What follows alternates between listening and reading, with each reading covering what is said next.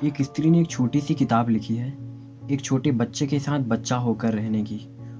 उस स्त्री की उम्र तो 70 साल है। 70 साल की स्त्री ने एक छोटा सा प्रयोग किया है, एक 5 साल के बच्चे के साथ दोस्ती करने का। मुश्किल है बहुत 5 साल के बच्चे का बाप होना। आसान है, माँ होना आसान है, भाई होना आसान है, गुरु होना भी आसान है, दोस्त होना बहुत मुश्किल है। कोई माँ कोई बाप दोस्त नहीं हो पाता। जिस दिन इस दुनिया में माँ बाप अपने बच्चों के दोस्त हो पाएंगे, उस दिन हम दुनिया को आमूल बदल देंगे। यह दुनिया बिल्कुल दूसरी हो जाएगी। यह दुनिया इतनी कुरूप, इतनी बदशक्ल नहीं रह जाएगी।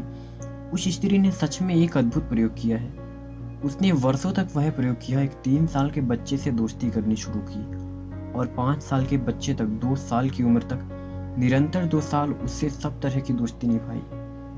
उसकी दोस्ती का ख्याल थोड़ा समझ लेना उपयोगी है। वह 70 साल की बूढ़ी स्त्री उस बच्चे के साथ, जो उसका दोस्त है, समुद्र के तट पर गई। बच्चा दौड़ रहा है, कंकड़ पत्थर बीन रहा है, तो वह भी दौड़ रही है उसके पीछे और कंकड़ पत्थर बीन रही है। क्योंकि बच्चे और उसके बीच का जो एज बैरियर है, जो आयु का बड़ा भारी व्यवधान है, वह टूटेगा कैसे।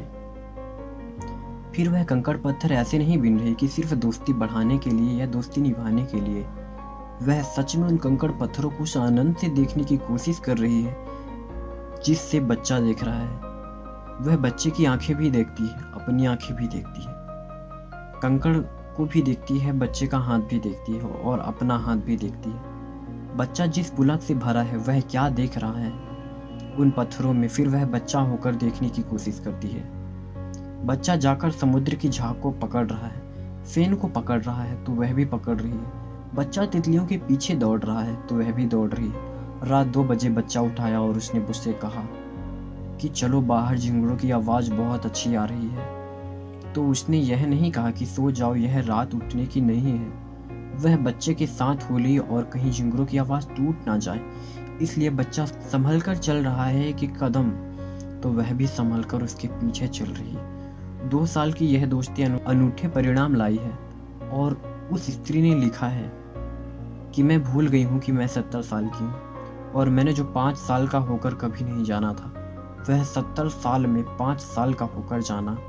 सारी दुनिया एक वंडरलैंड बन गई है। सारा जगत परियों का जगत हो गया है। मैं सच में दौड़ने लगी और पत्थर बीनने लगी और तितलियां पकड़ने लगी। उस बच्चे और मेरे बीच सारे आयु के फासले चले गए। वह बच्चा मुझसे ऐसी ही बातें करने लगा जैसे कि एक बच्चे से करता है। मैं उस बच्चे से ऐसी बातें करने लगी जैसे एक बच्चा एक बच्चे से करता है। उसने पूरी किताब लिखी और अपने 2 साल के अनुभवों की सेंस ऑफ वंडर, और उसने लिखा कि मैंने फिर से पा लिया है आश्चर्य का भाव। अब मैं कह सकती हूँ कि कहीं भी बड़े से बड़े संत अगर कुछ भी पाया होगा, तो इससे ज़्यादा नहीं हो सकता जो मुझे दिखाई पड़ रहा है। Osho. This story was told by Lord Rajneesh Osho in his discourse.